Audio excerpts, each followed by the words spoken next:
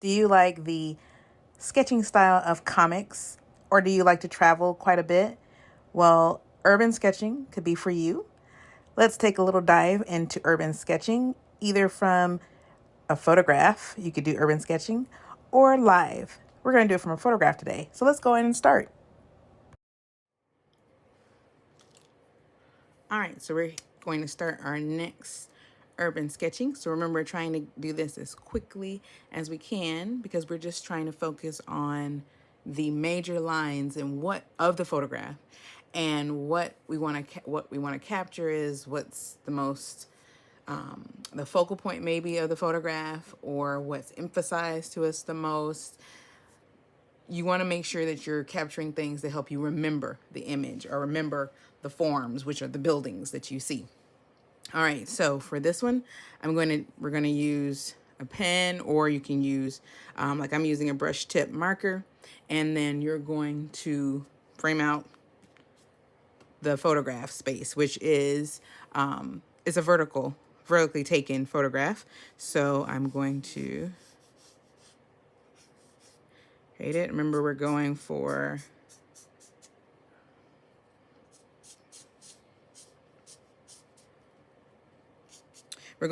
loose lines, because sometimes when you're sketching or you're trying to capture things, you can get really tight. So this is what we're focusing more on, loose. So this is a brush tip.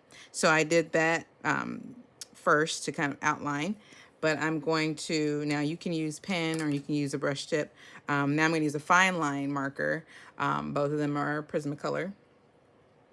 All right, but now I'm going to use a fine line marker to go in with the details. So I'm going to do just like always try to do, and that's first look at the horizon line, because that helps set us up for the overall photograph drawing. And then, so the horizon line, remember when you're drawing in perspective, which is how we see things in real life, you want to look for that horizon line, especially if it's something that's, on the ground or near the ground or on the beach or something.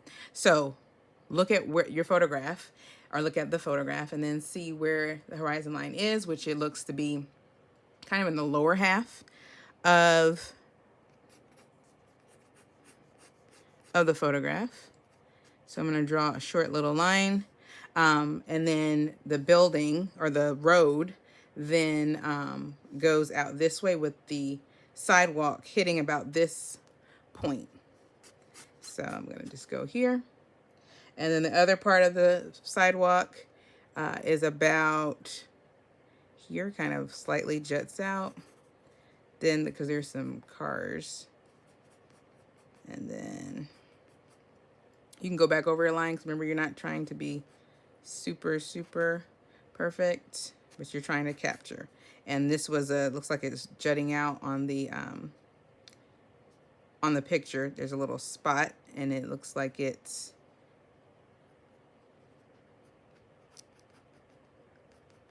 has some depth to it. And then the rest is the sidewalk. All right, and then there you have the middle lines of the street.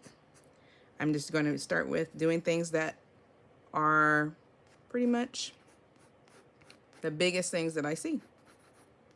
That helps you capture. And I'm knowing where the horizontal part, the line in the middle of the street, because it correlates with where the sidewalk juts, starts to go in. All right, then I see some little markings on the ground to tell you basically where you shouldn't be on the street. There are a few here, and they go in the same direction as this horizontal part. So that's how you know how yours should look.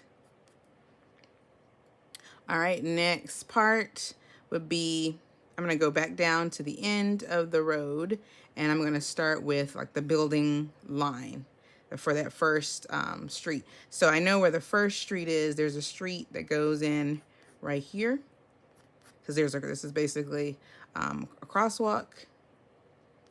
So I know that's going to be right there. And I'm getting not completely the whole building that's on the right, but I'm going to get some of it. So it's kind of larger. So it goes all the way up to the top of the photograph. So when I know I can go ahead and draw that. And then it also has some, it undulates, which means it goes in and out or up and down, depends on how you're looking at it. And so I see that happening on the building, and it gets bigger and more pronounced. But then when you get to the bottom of it, there's a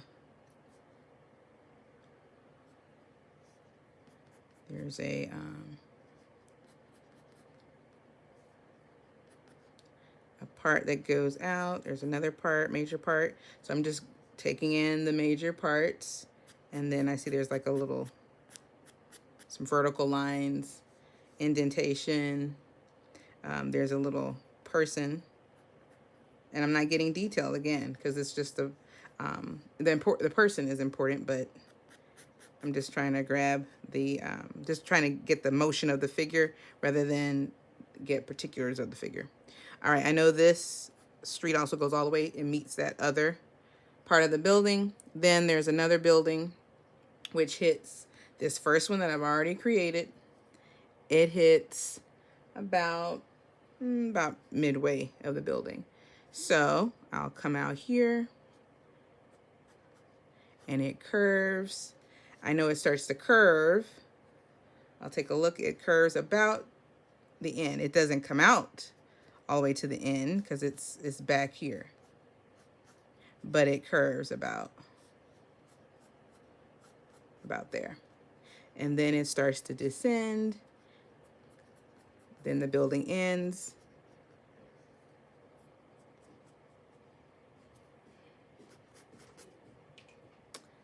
Then another building comes about that curves.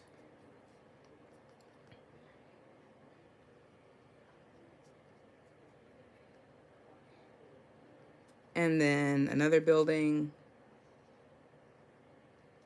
that kind of curves, and it's angling towards that vanishing point. There's a vanishing point over here.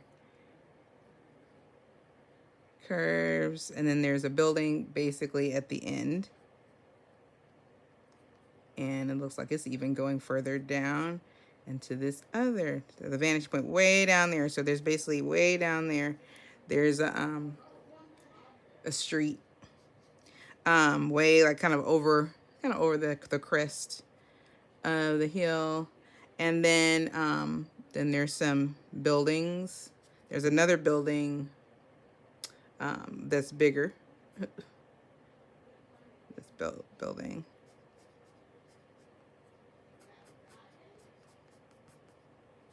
And I see some horizontal lines on that building.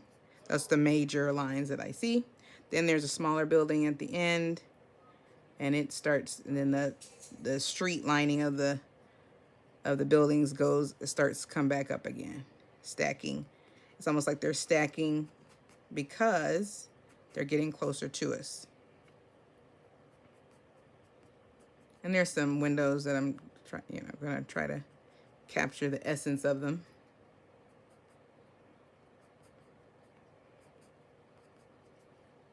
Just a little bit. And then you can do the same, go back here, and then you can add some windows. There's some other windows. There's another window on the curve. There's main horizontal lines on them. I can see that. They look like they're kind of 4-pane. So I'll add that. And then there's a band that goes basically right under.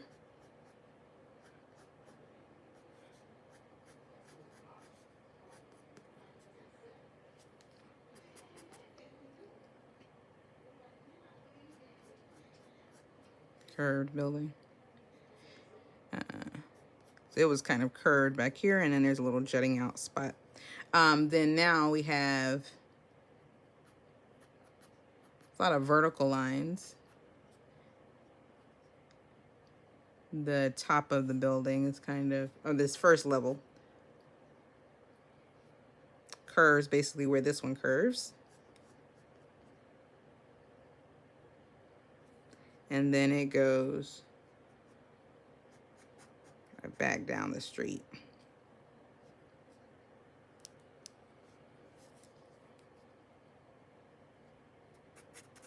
So this is kind of going back, this is kind of, and this is going back. Of course, then they start to decline. It descends, I should say. Because you can see these, they're like these columns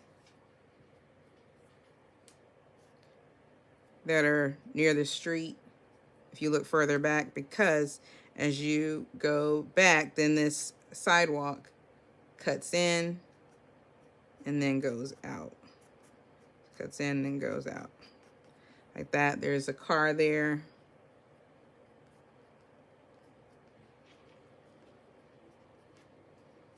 Then there's another car. You're just capturing a little bit of the car.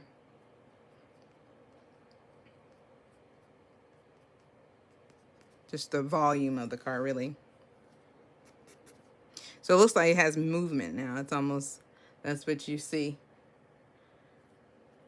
And then there's slight lines going across this crosswalk. So you want to, and then slight lines coming down here. But you want to make sure that you capture mainly what you see. There's a little bit of some crosswalk there. It looks like it's just a plain crosswalk there. And then there's a street sign.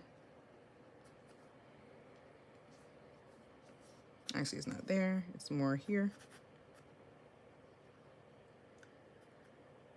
I believe that's a street sign. Oh, I'm sorry. No, it's not a street sign. Couldn't quite tell. It's actually a stoplight. Stoplight. And then there's one across from it on the other corner. That's what we try to do when we're doing these, because you want to get the major things that you see. Because I saw the vertical line, but I wasn't quite sure about what was exactly at the top of it. Then I also see like little trash cans. So, and then on this corner, that's the main entrance of that building. So I see some like column-like things there. There's a window kind of right in here. Looks like it has some slight lines and painting. And then there's, in the second level, there's some vertical lines. It's like just stacked vertical lines. And then right underneath it. And then there's these little windows. Can't quite tell. Looks like they're multi-panes, but they're really thin.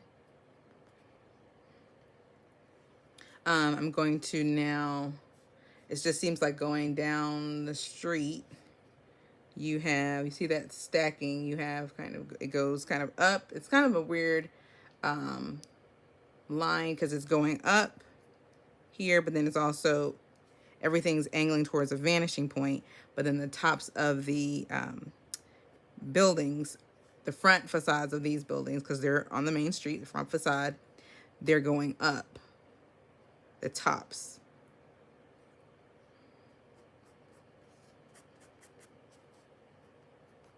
So I'm going to just add some lines to just give us reference for what's happening right in here.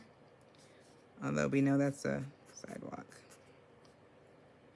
And then because there are a few little lines right under there. All right, and then at the top, there are also vertical lines. It's a lot of verticals, decorative vertical parts to the top of these buildings. Looks like according to the picture, and then there's a few little windows back there. And there's another little building you can barely see, so barely can see. Then there's another signpost, not signpost, Still on that signpost. I want it to be a signpost. No, but it's a light.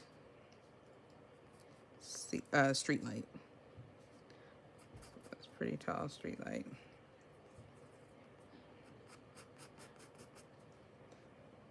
All right, so we got our street lights over here, street lights over there. And then we have some fluffy clouds that seem to want to angle to another vanishing point over here. And then, so for clouds, remember anything in nature, remember is not perfectly, it's not like your, like that. Not your old cartoon cloud. Clouds can be very wispy, as definitely in this picture.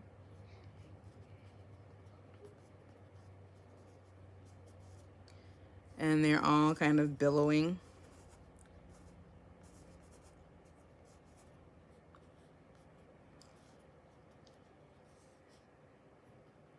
It's you wouldn't say it's a cloudy day, but it's definitely, because it's like the sun is over in this area, but it's definitely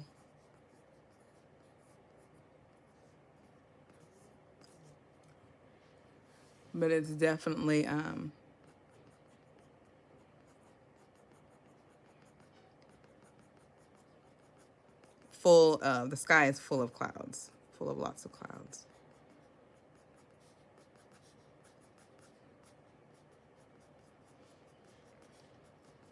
So this is like another way when you're doing urban sketching. It's also like a urban setting. It's almost like you're capturing ideas for even later art that you may work on. So this is a good thing to do as well. Not just necessary to help you develop a looser hand and to be able to focus on capturing major parts of an image or a scene, but also to help you for your planning for your other projects.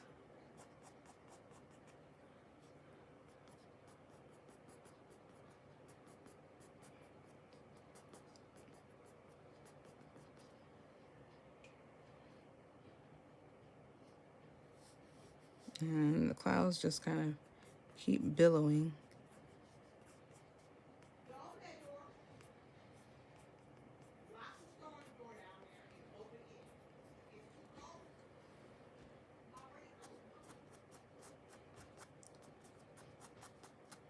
Yeah, so now we have a better picture of what was going on in terms of the clouds that day. And then we're going to focus on a little bit of the negative space and capture the window panes. So they're kind of like little parallelograms from the side. So math is in art, art is in math. The math concepts really help you prepare for doing art. So they're basically, you're giving the impression of what's going on. But from the side, what looks like diamonds when we're looking at it from the forward, they're actually, they look like parallelograms from the side.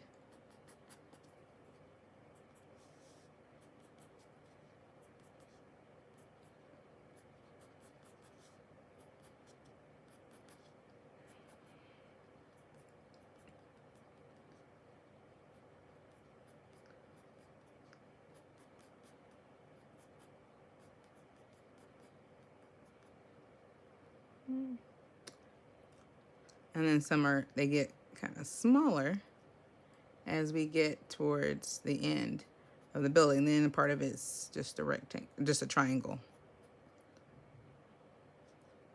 And there's another.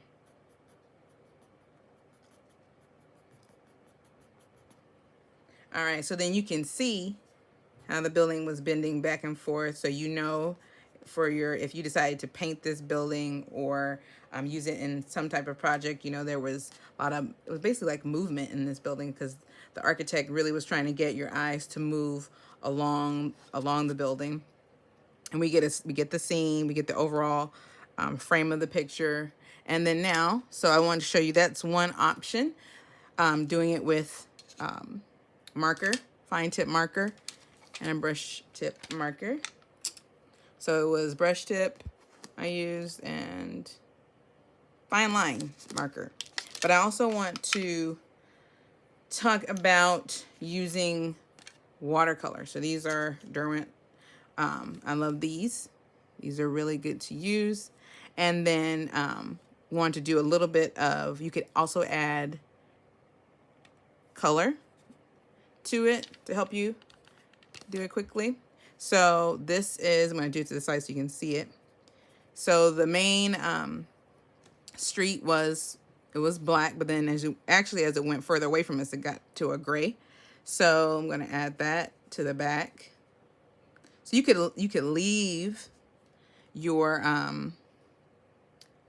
I'm going to clear it out so I can get to the gray. You can leave your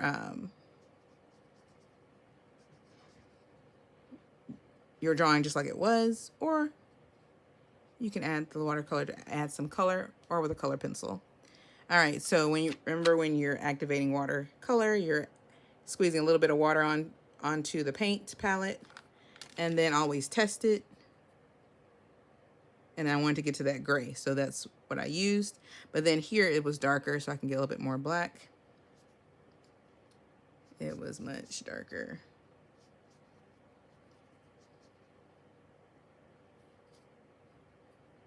Testing that because I need it. And you're going to squeeze at the same time. Squeeze because it's a paint pen.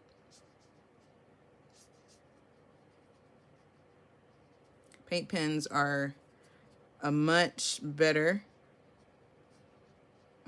they're much more effective if you're just doing something quicker. It's nice to have the watercolor paintbrush, the watercolor. You can use it in the tubes and everything, but when you're just trying to quickly capture, this is a good way with the watercolor pen. You can also paint and squeeze it as you go here too when you're using watercolor. And this one is really great.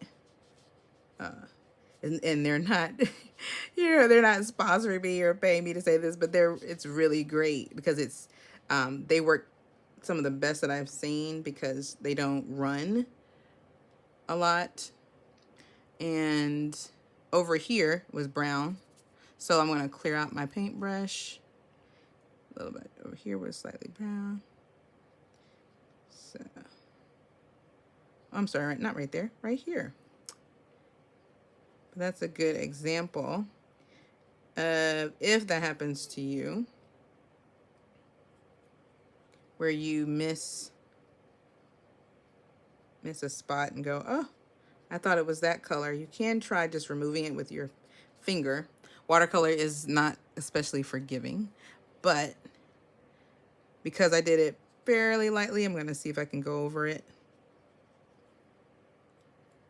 so I can make sure I'll remind myself that it was black. So I got a little bit, but that can happen, so you can just take off as much as possible and do your best with that. All right, it was very light gray here, so I need to get as much out as possible. Again, you can use your finger to guide it. Don't be afraid to use your finger.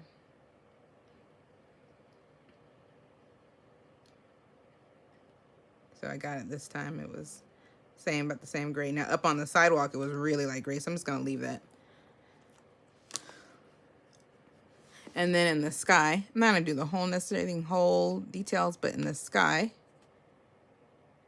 there are a few peaks of blue coming through. Few peaks of blue.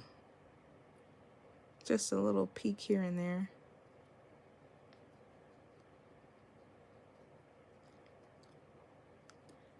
It was like just a peak here and a peak there.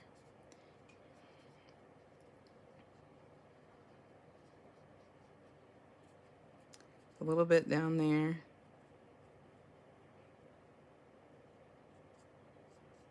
It was like a little bit right there. more in this area.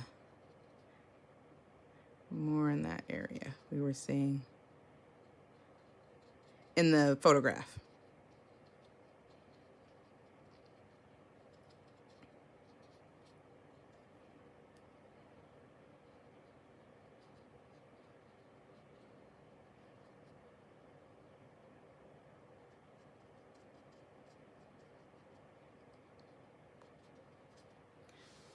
All right. And then because it was, we had a lot of gray going on in the clouds a little bit, where I have more like hatching lines added, I'll go over that area more with the gray, using a kind of a swooping gesture with my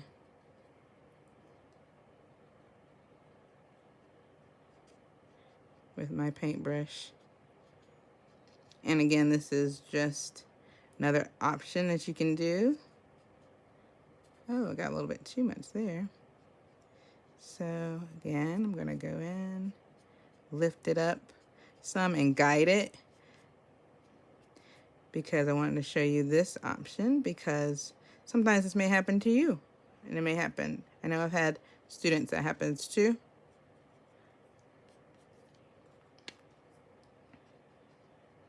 So if it was a little bit darker right in there, you just try to go in there as much as you can, squeezing that water in. All right. And then kind of connecting it with what you've already painted.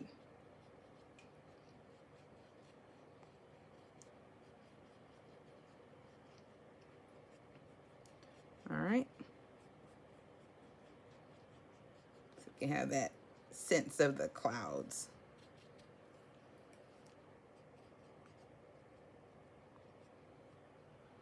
All right. And then I'll do a little bit of the building, just so you have another idea, because some of that building was about that color.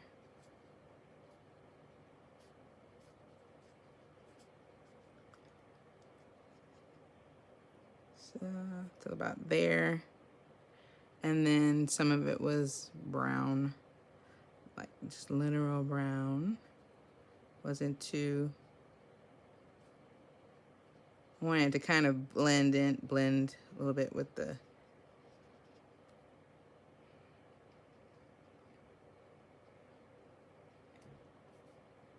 scene, kind of overlapping a little bit, because some of it did get browner in certain areas of it as it went all the way down to the end. I think it was down here.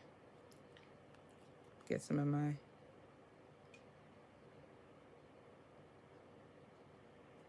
all right, now I got a little bit over into my sky. Just get your finger and wipe. Sometimes you can capture it before it goes all the way down. All right, and then I'm gonna do a little bit of this area, which was kind of a darker blue.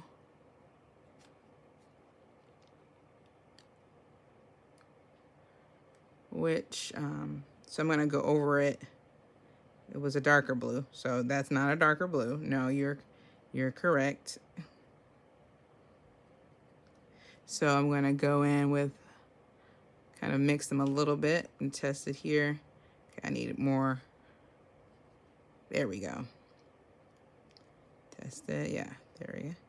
So I just want that underlayer. Underlayer painting, you may hear more with acrylic painting, but you also can do the same thing with watercolor, because layering or glazing as well with watercolor.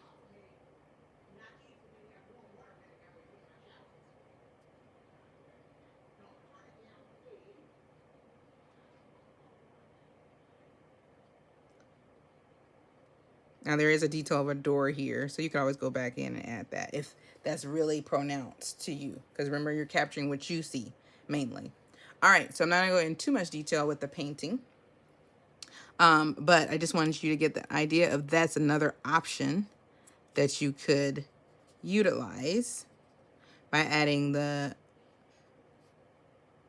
adding that other element, the other medium of watercolor. So, and then adding a little bit to the building.